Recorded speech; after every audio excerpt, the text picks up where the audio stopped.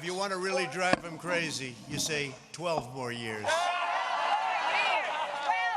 Because we caught them doing some really bad things in 2016. Let's see what happens. We caught them doing some really bad things. We have to be very careful because they're trying it again with this whole 80 million mail-in ballots that they're working on, sending them out to people that didn't ask for them. They didn't ask, they just get them. And it's not fair, and it's not right, and it's not going to be possible to tabulate, in my opinion. It's just my opinion. We have to be very, very careful. And you have to watch, every one of you have to watch.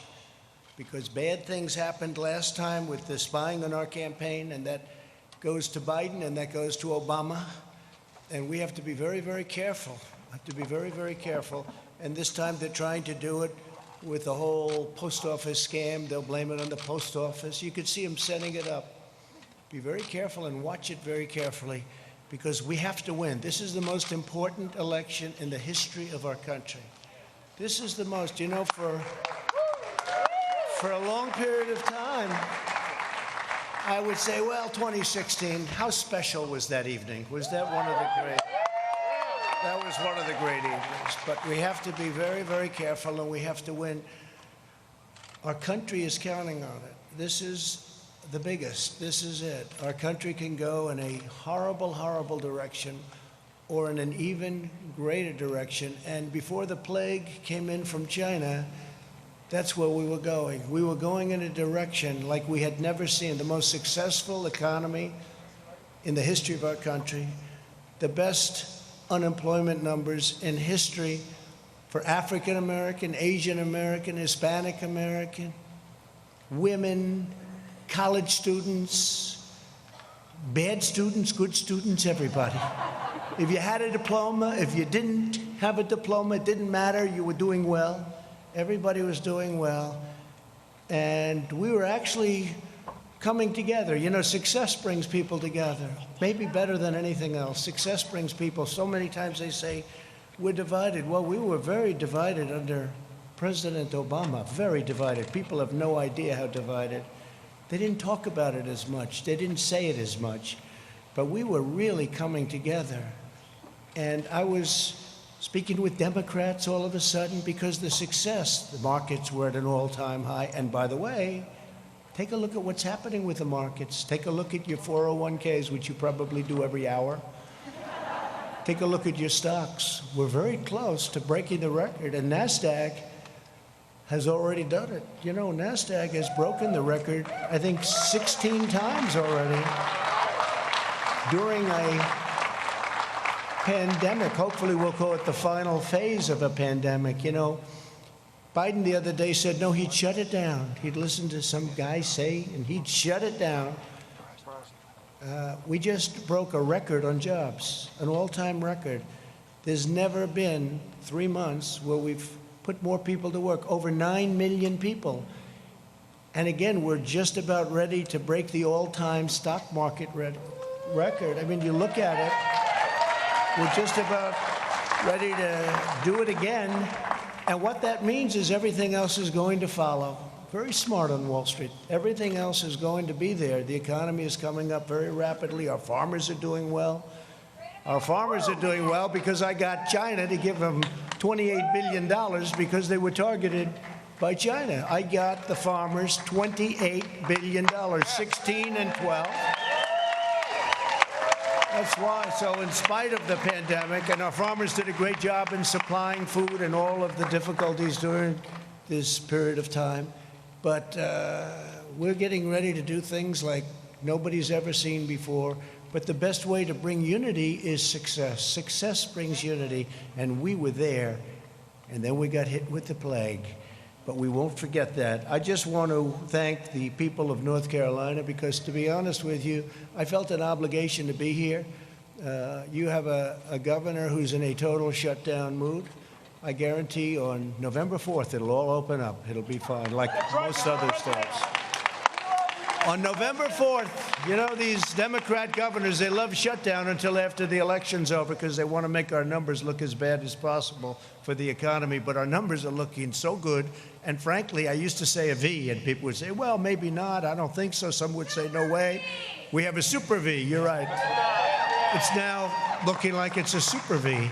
Our automobile numbers are incredible, both used cars and brand new cars. Our manufacturing numbers incredible. We're putting a lot of manufacturing jobs to work that the previous administration said you'd need a magic wand.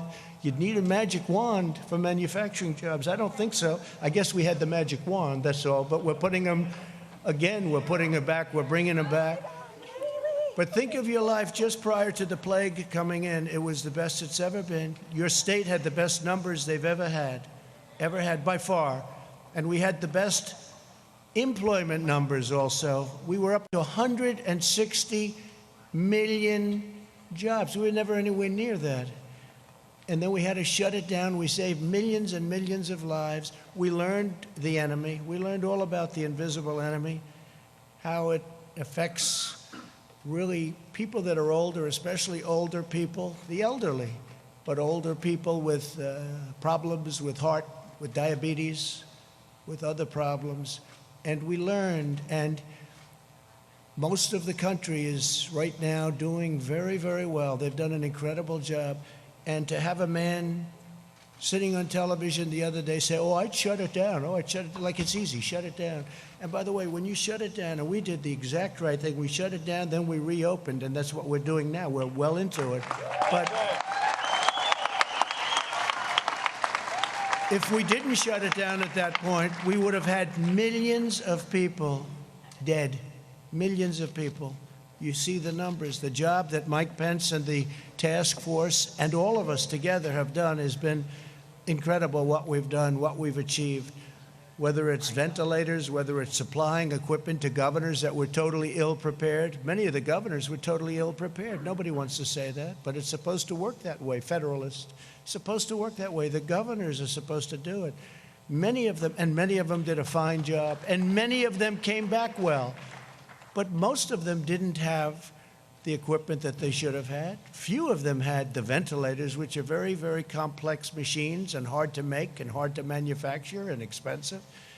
And we're right now making thousands of ventilators a month, and we're sending them. We have all we can use. Our whole country, every state, we're stocked. We're stocked. And I always say it, I'll say it again. There's never been a person that needed a ventilator that didn't get a ventilator. Every single person that's ever needed a ventilator, with all that you've heard, with how much, you know, they said we didn't have. Again, I took over a country whose military was depleted and whose cupboard on this front were bare. The cupboards were bare. We didn't have anything. We didn't have a thing. We had very, very little. And we did a great job. We haven't been given, and it's not for me, it's for the incredible people, the generals, the admirals, all of the doctors, the nurses. And yet you saw yesterday convalescent plasma. You saw remdesivir. You'll soon see vaccines pouring out years ahead of what they would have been under a more traditional, let's use that term because it's nicer, a more traditional administration, where they would have taken years to come up with this stuff. We're coming up with it like nobody's ever seen before. The FDA, Dr. Hahn, I want to thank him. Alex Azar, I want to thank him. They've come with things and done things that have never been done in terms of speed and frankly in terms of quality. If you look at what we're doing and what we're coming up with, drug companies are coming out with vaccines that are, I've seen some results already. It's going to be very, very soon. They're in stage 3 trials. It's unheard of. We wouldn't be there for 2 years if this were a more normal situation.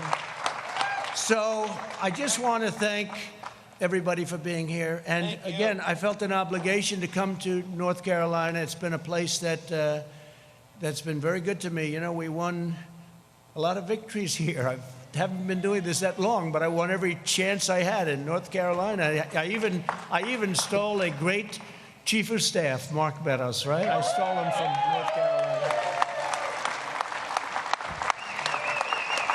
And he left Congress as a very popular guy. Could have been there for a long time if he wanted, and he came in. And by the way, you have a fantastic young gentleman going to take his place. He's a fantastic young guy, and he's going to be a real star in the party. He's going to be a real star in the party. So I just want to thank everybody from North Carolina. And I do want to show a little bit of a difference, because another state that's been very good to me is Wisconsin.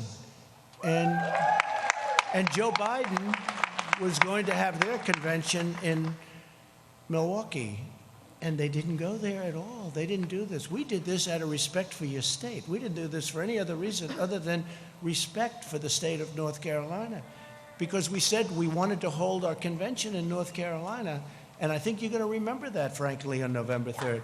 We wanted to hold our convention in North Carolina. So I did that out of respect.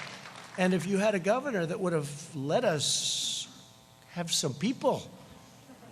He actually told me this. We had an arena that holds 19,000 people. It was totally jammed, sold out. Every hotel was full, everything. And I called him. He said, but we have a shutdown going on. And according to the rules and regulations, now this is 19,000. He did say it. I don't think he'll deny it. But he said, according to the rules and regulations, the most people you're allowed to have in that room, meaning that arena, he viewed it as a room, is 10 people. I say, so Governor, so I'm at 19,000, you're at 10. Can we work something in the middle? And it didn't sound too good. So we really had no choice. It was a terrible thing, but I felt so badly because you could have, economic development money, all of the things that happened. But we decided, I was with Ronna, the vice president, everybody, Mark, and we said, let's have our big deal, the roll call. Let's have it right here, and let's do it. And I'm going to show up, and I'm not going to tell anybody. Until a few minutes ago, nobody knew I was coming, right? Nobody knew I was coming. So, but what's more important than the roll call? You're the ones calling it. So what's more important?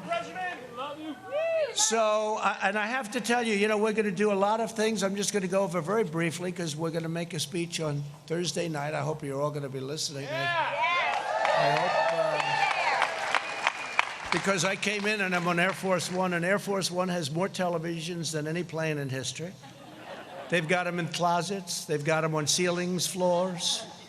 They've got more television. You can't escape a television. And I turned to CNN, and they didn't have this. They weren't having it. Can you believe it?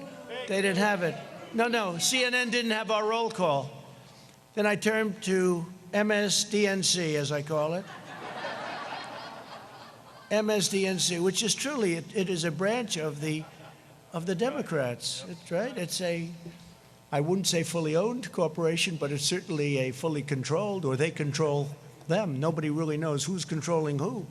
But, they had it on television. I remember watching it, and it was interesting. You see the different states, and we say this and we say that. The great state of Alaska, the great state of Alabama, the great state of North Carolina, the great state of all of them. And it's very interesting to me. They had theirs on, but they didn't show it. Instead, they're showing the scam because they're trying to show the post office so that when their whole mail-in thing fizzles, they'll try blaming it on the post office. Okay, so they're showing these hearings that are very boring, actually. And they're not showing this either. They weren't showing this. And Fox had it on, but unfortunately, Fox wasn't showing it too much because they had the announcers talking. I said, I want to hear what they're saying. The delegates, I want to hear what they're saying. So I think we had to switch over to C-SPAN or to OAN or somebody. But I wanted to hear them. But I can promise you a few things. Number one, we will not be taking the word God out of the Pledge of Allegiance, okay?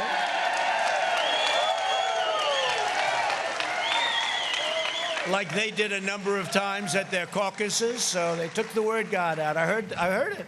I was listening. I said, that's strange, sort of weird. You've heard it all your life, right? Under God, under God. All of a sudden, those two words are missing. I said, oh, he must have made a mistake.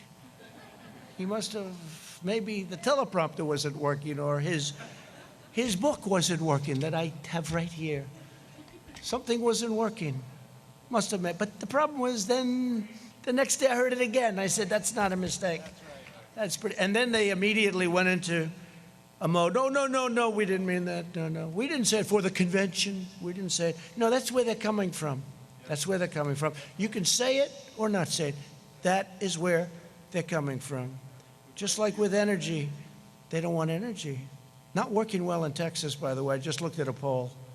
And by the way, it just came out that we have received 51% in the big and very important Rasmussen poll, and my numbers actually went up during the Democratic National Convention, 51%. So think of it. Think of it.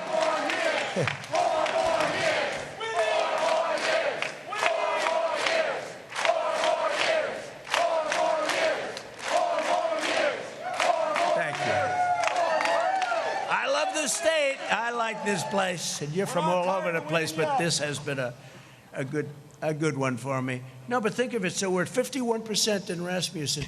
Do you read about it? Do you hear about it? You don't hear about it. They give you these suppression polls where they do registered voters instead of most likely. It's supposed to be likely. In other words, how about you? You're likely to vote. But how about you? You're registered, but I'm not voting. But see, under their plan, where they send these ballots, you don't have to want to vote. You get the ballot, and then they have harvesting. They get guys to go, do you want to vote? No, not really, but I have a ballot. All right, good. Who's it for? Sleepy Joe Biden. I'll put it here, son. Okay, can I have it? And they'll take it. In fact, harvesting is illegal in your state. They wanted to put a Republican, fine man, a pastor, they wanted to put him in jail because he harvested. Now they want to make harvesting legal all of a sudden. They'll put him in jail as a Republican, right? If he was a Democrat, they wouldn't even be thinking about it.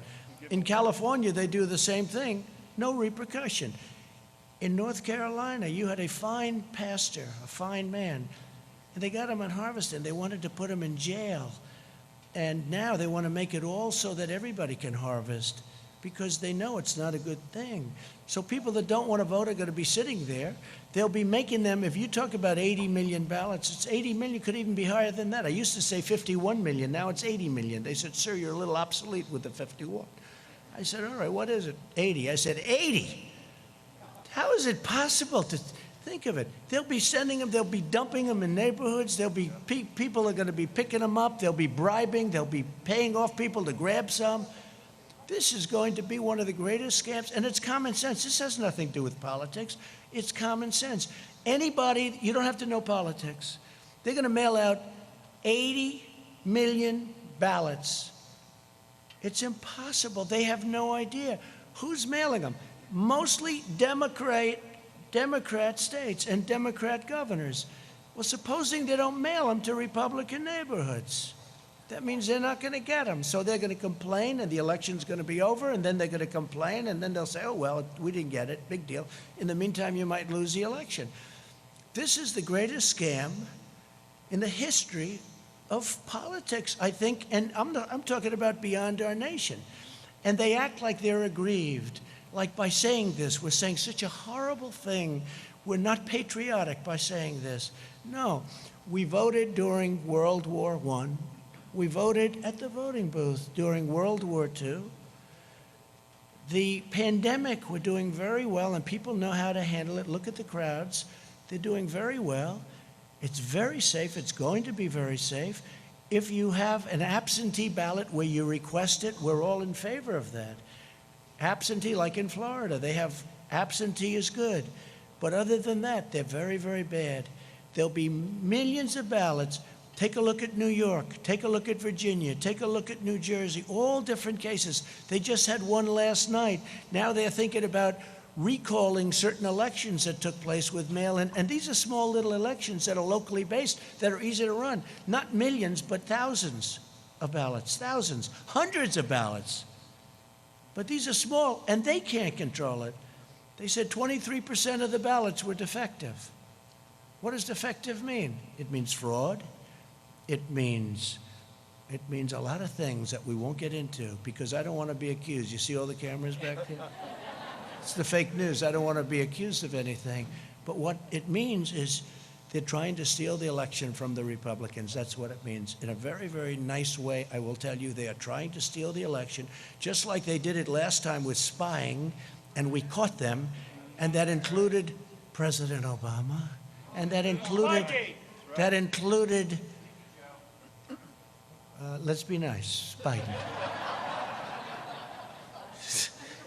This could only happen in North Carolina. But that included them, and they got caught. And then somebody said, well, what are you going to do? Well, we can't attack a president. Oh, I see. If it was me. They said, we can't attack a president. We caught him. We caught him cold. And they say, we can't attack. He was at meetings talking about it. And by the way, this was spying before and after. And I think it's a disgrace to our country. I think we can never let that happen again. But now they're doing something that in a certain way is more dangerous because it's more effective. They spied on my campaign. You know what they found? Nothing. But this is big stuff. This is stealing millions of votes, and it's going to be very hard. Now, we're in courts all over the country, and hopefully we have judges that are going to give it a fair call, because if they give it a fair call, we're going to win this election. The only way they can take this election away from us is if this is a rigged election. We're going to win this election. That's right. We're going to win this election.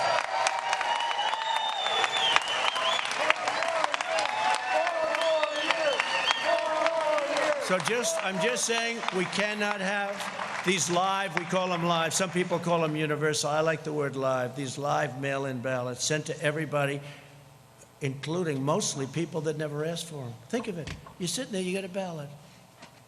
Here's the bottom line. It was just given that in the polls, believe it or not, that because the polls try and treat us, that's why I respect Rasmussen, because they did well. A few of the others feel the same way, and they did well last time. Those are the ones that I look at, the ones that did well last time. And Rasmussen was very good. But if you look at it, every single vote that they have, every single vote, it's going to be looked at. A man is sitting, or a woman is sitting, waiting for nothing, watching television, has no enthusiasm. Because on enthusiasm, the polls are saying that I'm up by massive numbers, not just a little. I'm also way up on the economy, by the way, put it down, way up.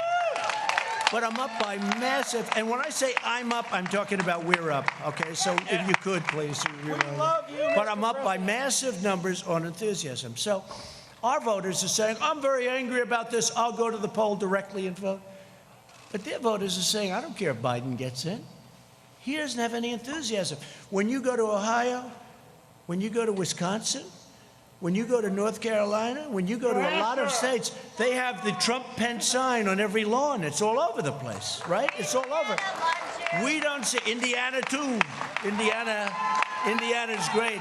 Bobby Knight. We love Bobby Knight, too, I'll tell you. We love Bobby Knight and Coach Holtz and all of them. They love us and we love them. Indiana's great. Thank you. But here's the thing. So if they don't have any enthusiasm, so you'd say, are you going to vote? I'm not getting up to vote. Okay. I want to watch television instead of vote. All right. But here's a ballot. It just got to you. And he opens it. Oh, here's a ballot. What the hell am I going to do with this thing? And then they have somebody knocking on your door. And they're harvesting. Hey, have you gotten your ballot? Yeah, I have my ballot. You going to sign it? Well, if you want, I'll sign it. Here it is. Get out of here. That's the most honest way of doing it. And that's unfair. That's unfair. Because now they're taking all of that enthusiasm that our party has. And we have tremendous enthusiasm. I think we have record enthusiasm. We have a base. We have a base the likes of which nobody's seen, including these people. Wall Street Journal did a fantastic story this weekend, a fantastic cover story this weekend on this base. Is an incredible base. Everybody here is going to vote. Everybody in our base. I mean, we have a tremendous base. They don't. They have no enthusiasm for their candidate. Because frankly, Bernie Sanders, they have much more enthusiasm for him. But Bernie Sanders, excuse me, again, he's the greatest loser I've ever seen. This guy can lose and be so happy. Hillary Clinton, I want to use nice language, so I don't want to use a certain word. It starts with the word S-C. I don't want to use it because they'll say he used foul language while in North Carolina. But so I won't do that. But Bernie Sanders got taken advantage of, is that okay? By Hillary Clinton, but worse, by the Democrats this time.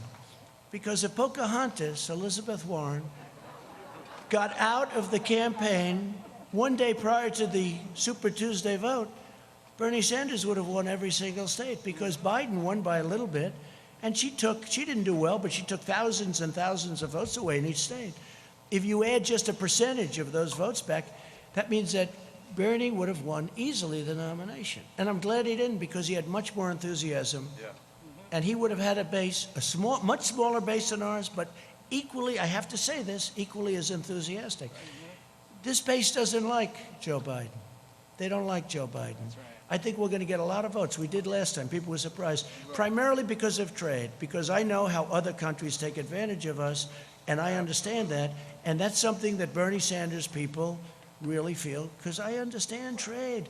I've done USMCA now. I got rid of NAFTA, the world's worst trade deal. China tariffs. I mean, China had the worst year they've had in 67 years prior to the plague. The worst year they've had in decades and decades. And we had the best year we've ever had. But we took in billions from China. We never took in 10 cents from China. Never took in 10 cents. They took China for 25 years, and not only Obama, for 25 years, China was taking in anywhere between 200 billion with a B and $550 billion from the United States. I give them all the credit, number one, for being smart and outfoxing all of the people that stood here and their representatives. But China, we built China. We helped build. We gave them $300, $400, $500 billion a year. Because before that, and before the World Trade Organization and they getting into it, China was flatlined. It was after that happened. And then they took advantage of us because we didn't have people that were smart enough to see. And by the way, Biden would be the worst of all of them because his son took out $1.5 billion and he gets fees on $1.5 billion, which is millions of dollars a year. Give me a break. China will own our country if this guy gets elected. We can't let it happen. We can't let it happen. So we have a big one coming. And just to finish, enthusiasm. So they take the enthusiasm now out of the equation because they're going to go knock on everybody's door. Here, would you sign this? Yeah, I'll sign it. Nobody knows who the hell is signing it. And they now want to have it where the signature doesn't have to be verified. No, that's right. The signature doesn't have to be verified. And then they're going to play the game that we're not patriotic. Right. Yeah. What they're doing is using COVID to steal an election. Right. They're using COVID to defraud the American people, all of our people, of a fair and free election. And we can't do that. And don't let them give you the post office stuff. The Postal Service, they do a great job. They lose a lot of money. I've said if they charged Amazon and these companies doing that a couple of dollars more a package that Amazon has to pay, not the customer, you know what would happen? Post office would start doing very well, thank you. Yeah. Amazon dumps all the packages. Why should we deliver it? We'll let the post office do it, lose a fortune. So if they charged Amazon, now, of course, he owns the Washington Post, so when I get bad stories in the Washington Post, I wonder why, right? I wonder why. But I just tell it like it is, right? I tell it like it is. We've accomplished more during the first 3.5 years of this administration than any president in the history of our country. And I'm not even getting, pushback. I've been saying this for 2 years, for 3 years. I used to say for 2 years, for 3 years. But we've done more, let's say just about. This way they can't say, well, somebody won a war or something, right? No. We've accomplished more than just about any administration in the history of our country. We've secured our borders. We've built our wall, which will be finished very shortly. We brought back manufacturing jobs. We've defeated the ISIS caliphate and killed al-Baghdadi. But we also killed the greatest, biggest terrorist, maybe of them all. Soleimani, we killed Soleimani, right? And al-Baghdadi.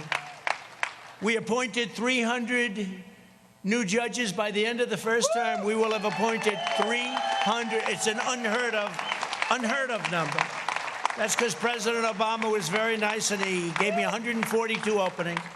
And historically, you get no open. When you become president, first question you say, how many judges? They'll say, none, sir. Because the other previous president, they want to, it's a very important thing, federal judges. So I've appointed, we will have appointed 300, could be even more than that by the end of the first term. And I sat down, I said, first day I said, how many judges do I get to appoint? They said, sir, 142. I said, 100, because you know what? He thought that Hillary was going to win. Right? And the Republicans did not make it easy, let's say, but if you have enough time, there's not much anybody can do about it. We ended up with 142 judges, and then we've added many, many, and we're going to end up with 302 great Supreme Court justices. And remember this, I'm saying that I'm demanding, actually, a list. Let Biden put up a list of the judges he's going to appoint, that he'll take them out like I did. I had 25, and we're going to take it out of that list. And we're going to be announcing a list over the next couple of weeks with the judges that we had, plus we might add a few more, so you know exactly where we stand. He can't do it because he would appoint, it's not him, he has no choice. The radical left will demand that he appoints super radical left, wild, crazy justices going into the Supreme Court. Your American dream will be dead if that happens. It'll be dead. And by the way, the next president, so I've had two. Some presidents have had none. I have had two in a relatively short period of time.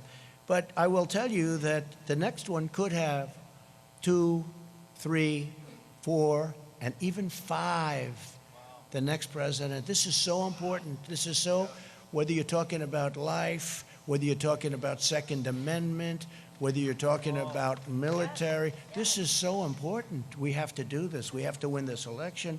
But we brought back manufacturing. We rebuilt our military. We wiped out ISIS. I mean, think of it. When I came, ISIS was all over Iraq. The Prime Minister of Iraq was in last week, and he said, I want to thank you for defeating ISIS. I said, now, are you talking about me or the United States? You. Because when you came into office, it was a mess. They were all over Iraq and Syria. And you defeated them, sir. I said, good. Tell that to the media, please. Would you do that? And he said, I will. So let's see if he does. But we passed the biggest tax cuts and regulation cuts in the history of our country. We replaced the worst trade deal ever made, NAFTA, with a great USMCA deal that's going to keep our companies here, and it's going to be treating us very nicely. And I wouldn't say the other two countries were thrilled with it, but they were happy enough. And we did that, and that's another thing. They said, you'll never be able to replace NAFTA. You'll never be able to get it. And I got it. We got it through Congress. We fixed a lot of our broken and bad trade deals. We're getting $40 billion now from Japan. We fixed a horrible deal that was made with South Korea. Remember, I was a Hillary Clinton special. She said this will produce 250,000 jobs, and she was right. Except, unfortunately, the jobs went to South Korea, not to us. Okay? She said it would produce 250,000 jobs, and it did, to South Korea. And we stood up to China like nobody's ever stood up between the tariffs and the trade deal, which now, don't forget, when I made that, the ink wasn't dry before the China virus poured into our country, right? The ink wasn't dry. So I view that differently than I would have, because it's done very well. Last week they had the largest order of corn, the largest order of soybeans. They're doing things, they're very smart. A lot of people, because they see my attitude, a lot of people would say, we're not going to order. They do just the opposite. I got a call last week, sir. In fact, Sonny Perdue is here, the great Sonny Perdue, Secretary of Agriculture. He's here. There he is. Is that right, Sonny? I got a call. They ordered it was the largest order of corn in the history of our country. Twice. The largest order of corn, the largest order of soybeans. So here's how smart. Somebody else would say running some country, they'd say, well, we're not going to do business with him. He's not saying nice things about China's very smart.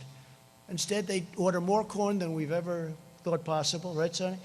Order more soybeans than we ever thought possible. And now I have farmers calling me up, sir, we love China very much. Please don't be too tough on them, please. It makes it very difficult, Sonny, right? You know, we do too good a job sometimes. We've achieved American energy independence, and we're now #1 in the world by far. And I saw where these phonies, you know, they want to end everything we've done. They want to end it. They want to go to wind. They don't even know if they want to go to wind. I think they want to just basically close up our country because they're taking away our strength. But they want to do something, but there is no such thing. Solar can't do it. I love solar, it's all fine. You know, very, very heavily expensive, very expensive. But they want to go to other forms of alternative energy. And I think that's okay, except we don't have them. And it's not going to power these massive factories. So we need, and hydro I love. It's one of my all-time favorites. Hydro I love, I have to tell you. That's the great dams. You don't see that too much. You know why the environmentalists say you can't build a dam there? But now we can, because we've done things that nobody thought were possible. Like, example, the Keystone Pipeline, we got that approved. The Dakota Access Pipeline, they were all bogged down, right? Right? I got it approved. Now we've got things that they said you couldn't get done. So we're energy independent, and they said we want to ban fracking. Right? No fracking. They want to. How do you think they'll do in Texas, Oklahoma, North Dakota? Louisiana's going to love it. There's no fracking. There's basically, they want no fossil fuel whatsoever, okay? No gas, no oil, no coal, no nothing, okay? So they don't want anything. Now they're getting killed because a poll just came out in Texas. Texas wasn't happy. They want no guns, they want no oil and gas, and they want no God. No God. So it's no religion, no guns, right? No oil and gas. I don't think you're going to do too good in Texas. You know, George Washington could come back from the dead, and he could choose as his VP candidate the late, great Abraham Lincoln. And you're not going to win the state of Texas if you have no oil, no guns, and no religion. I don't think so. You're not going to win too many places. We eliminated Obamacare's horrible and very unfair individual mandate, which basically knocked out Obamacare. It knocked out Obamacare. We've protected your Second Amendment, so important. We've protected your Second Amendment. We've cut drug prices, first time in 51 years. We got drug prices down. Now I did a favored nations clause, meaning we pay the same price as the lowest country that has the best deal. The companies are going crazy, the drug companies. They're taking ads on me. I said, I went to Mark Meadows. I said, Mark, they're killing me. They're spending, they have nothing but cash, okay? Big Pharma, they call it, for a reason. There's nobody that gives the politicians more money than Big Pharma. Nobody, not even close. So I said, well, look, if you're not going to negotiate a fair deal, we're going to do a favored nations clause to the top people, the biggest guys. They said, no, don't do that, favored nations. No, favored nations, because, we have countries out there that are paying a tiny fraction of what our people are expected to pay. So if you have a country, Germany or others, they make, by the way, UK, all of Europe, Canada pays 50%, 50% less. In fact, people leave our country, go to Canada, pick up their drugs, and they come back home. Can you believe it? This is the kind of difference. So I say, no, I want a favored nations clause. I also want a rebate clause, a rebate where instead of the money going to the middleman, who have to be the richest people in the world, they get so much. They get more money, frankly, than the drug companies. At least the drug companies make a product. So I wiped out the rebate where now it goes to people, and I instituted what's called a favored nations clause. And it's very simple. You have that in deals. It's whatever the lowest price in the world. We're the biggest purchaser of prescription drugs by far in the world. So whatever the lowest price is that other countries pay, So if you have a country paying 10 cents for a pill and we're paying $2.50, and it's not such an exaggeration, believe me, then we get it for 10. So what happens is that doesn't work, so they'll go up a little bit, we'll come way, way down. So I said, favored nations, I want to pay what the lowest price is anywhere in the world. We're the biggest purchaser. We want a favored nations. They had a heart attack, and then I signed it. They didn't believe it. They didn't believe it. And now what they're doing is they have ads, millions and millions of dollars worth of ads, that I've been horrible to the people because of drugs, and I believe in socialism. Socialism. You know why? Because some of the socialistic countries get the lowest price. So the only thing I have with socialism is I want to get their price, okay? That's the only thing. Other than that is our country will never be a socialist country. Okay?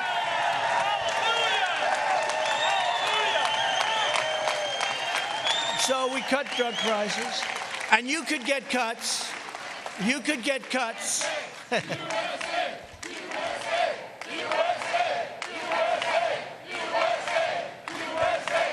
You could get cuts as much as 50, 60, or 70%, maybe even more than that, on prescription drug prices. And wouldn't it be a kick, I'll use this, wouldn't it be a kick in the ass if I lost and Sleepy Joe is president, and this thing kicks in right about soon, right, in 30, 40 days, and people wake up after the election. Boy, Biden's done a great job. My drug prices just went down by 70%. What a great president he's been. He's great. And Sleepy Joe would say, I thought about that, but everybody knew about favored nations, but nobody had the guts to do it. And I'll tell you, I was called by many politicians, please don't do it, sir. Please. I said, why? They don't want to tell me why. I know why, because, you know, they're politicians and they've been helped out. And I guess we have to understand that too. But the fact is that we signed a favored nations clause and a rebate clause, and your numbers are going to come down 60, 70%. And I hope you remember that on November 3rd, because nobody but me would ever do it. The other thing I've done, aside from very strongly protecting your Second Amendment, which was not easy. That was not easy. And by the way, they will take your guns away as sure as you're standing or sitting there. They will take your guns away. Either that or obliterate the Second Amendment. The right to bear arms. You have the right to bear arms, especially when you look at a Portland and you see how weak those Democrats are. The governor, the mayor, how pathetic. They let them riot every night. We're saying, let us come in and solve your problem. We will solve it for you in 1 hour, just like we did in Minneapolis, Minnesota, right? 5 nights, 6 nights. They have to ask us in. Let us come in. We'll solve your problem. They're almost used to it. This is the way our whole country would be if you ever let a thing like this happen. Our whole country would be. So we protected your pre-existing conditions, very strongly protected pre-existing, and you don't hear that, but we very strongly protected your pre-existing conditions. So we got rid of the horrible individual mandate, which cost everybody a fortune, and we strongly protected. Every Republican is sworn to protecting your pre-existing conditions. It's very important. You won't hear that. You won't hear that from the fake news. We passed right to try. We passed VA accountability and VA choice. We mobilized the largest response since the Second World War. We are doing an incredible job on the China virus, but I'm going to talk to you about that Thursday night. Will anybody be listening on Thursday night? Yeah. And just very quickly, in the second term, among many other things, we'll continue with our military. We've built the strongest military by far. It was depleted. Hello, nice Marine back there. It was depleted like you wouldn't believe. We have the best jets and rockets and equipment of any kind. Tanks made in Ohio. Lima. Tanks made in Ohio. So we're going to create 10 million jobs, I think very easily in the first 10 months. That's not, they want to raise your taxes. You know, all my life I've heard as a politician, you like to lower taxes, right? This is the only election where somebody said, we're going to raise your taxes. They're going to raise your taxes, quadruple your taxes. They're going to add on to the regulations so that all of these projects that we got started that are great projects, they won't be able to get built. So they're going to raise your taxes. They're going to raise your regulations, make it impossible to build a highway. It used to take 17 years, 18 years, 20 years, 21 years, long time in some cases, to get approval to build a highway, right? We have it down to 2 years now. We're going to have it down to 1. And it may get rejected for environmental or safety reasons, but we're going to know it very quickly. We're not going to take 17 years. We could name highways. They took forever. End up costing 100 times more, and they're not as good. Some of them go in circles, I mean, to get to a point. They want to miss a certain nest. So let's spend $37 million to miss. Look, we've got to be smart. We've got to be smart. We've got to win an election. Also, we're going to create tax credits for companies that bring our jobs back from China and other countries and impose tariffs on countries that take advantage of the United States. And they've been taking advantage of us for years and years. And I've already done it in certain cases. We have countries that tariff us and we don't tariff them. So they tariff us. It's very simple. It's called reciprocal. They tariff us, we tariff them. That's right. Thank you. We are going to fully fund law enforcement and hire more police.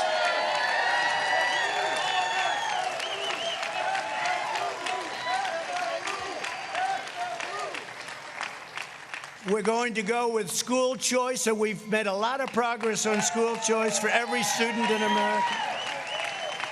We're going to continue to expand opportunity zones. There has been nothing better. Don't forget, it was us together, that got criminal justice reform done.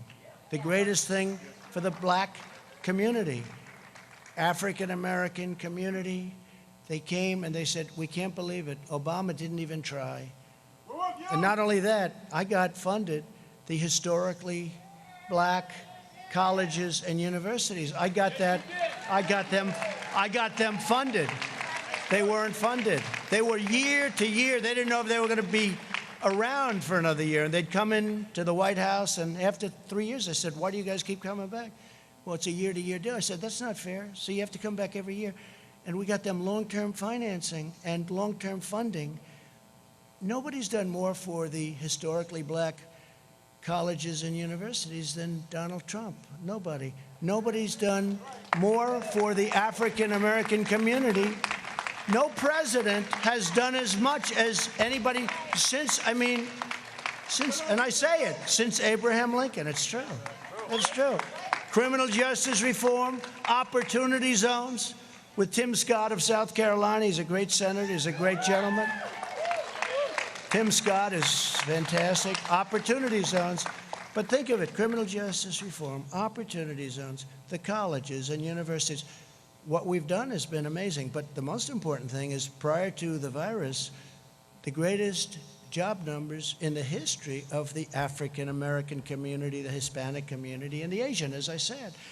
So I just want to thank everybody. We're going to get rid of our sanctuary cities as soon as we can so that they don't protect. We put NASA back in action. NASA had grass growing through its runways. It had grass growing through the cracks of its runways. It was closed, essentially just a disaster. Now it's the #1 space center anywhere in the world by far. You saw the ships going up. And for some reason, a lot of rich people like rockets going up. And so we say, let's lease them our beautiful launching areas and let them send all the rockets. Let them pay for it. But we'll be landing on Mars. We're going to the moon. We're going to Mars. We'll be the first on Mars. Let's see if that happens. We have to do it. If we're here, it's going to happen. If somebody else is here, probably not. But I just want to, again, thank you from the bottom of my heart. You're incredible warriors. You have incredible strength. You have unbelievable intelligence and patience. It's a combination of both. I don't know which is greater, the intelligence or the patience, but let's assume it's the intelligence, okay? But I have to tell you, I think we have the greatest base of support anywhere, at any time, any election, and people are starting to find that out.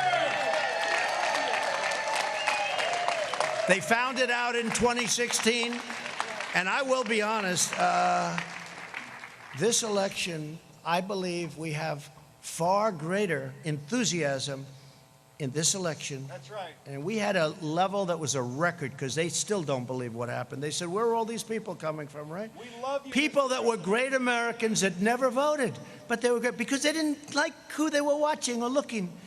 People were great. They didn't vote.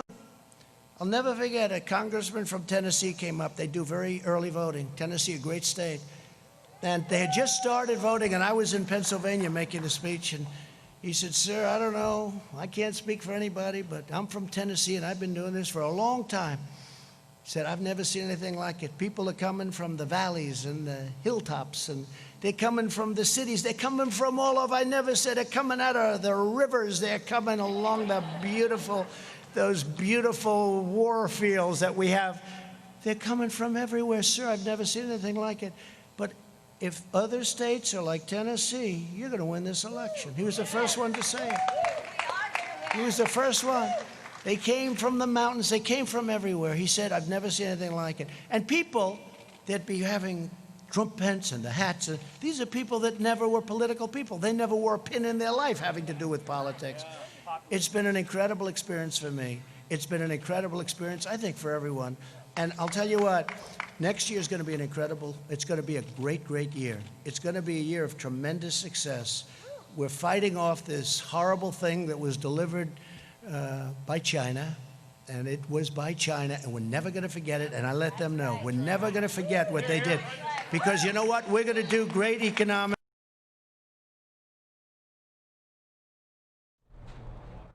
state, but we're going to do better economically than we did last year. But we can never forget the 175,000 people, which will go up. Remember this, though. We saved millions, because if we didn't move, and if I didn't put the ban on heavily infected people coming to our nation from China, that everybody told me not to do, months later they were saying we shouldn't, and then they all either apologized or admitted it was right. And Europe, I did Europe too, very early. If we didn't do that, our numbers would be at a level like you wouldn't believe. So I just want to thank everybody for this incredible support. Be very, very careful. This is going to be, and I really believe this is the most important election in the history of our country. Yes, it is. Don't let them take it away from you. Don't let them take it away. North Carolina, we love you. That's why I'm here. Thank you very much. Very special people. Thank you. God bless you all. Thank you.